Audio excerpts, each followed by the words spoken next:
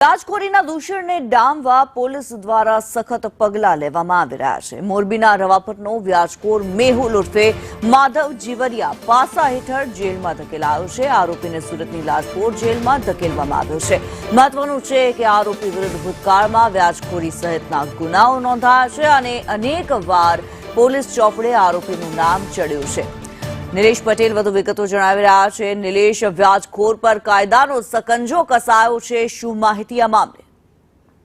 એ રીતે મોરબીમાં વ્યાજખોરીનું દૂષણ અત્યંત ખતરનાક સ્તરે પહોંચી ગયું હતું અને તેને લઈને પાટીદાર સમાજના યુવાનો દ્વારા મોટા મોટા કાર્યક્રમો પણ કરવામાં આવ્યા છે અને આને દૂષણને અટકાવવા માટે માંગ પણ કરવામાં આવી છે। હવે ધીરે ધીરે ગુનાઓ નોંધાતા જાય છે અને એક રવાપર ગામનો જે મેહુલ ઉર્ફે માધવ જીલરિયા છે એ અનેક વખત વ્યાજખોરીના ગુનામાં પોલીસ ચોપડી ચડી ચૂક્યો હતો અને હવે તેને પાસામાં ધકેલી દેવામાં આવ્યો છે। એ ડિવિઝન પોલીસે અને સુરતની લાજપોર જેલ ખાતે તેને રવાના કર્યો છે।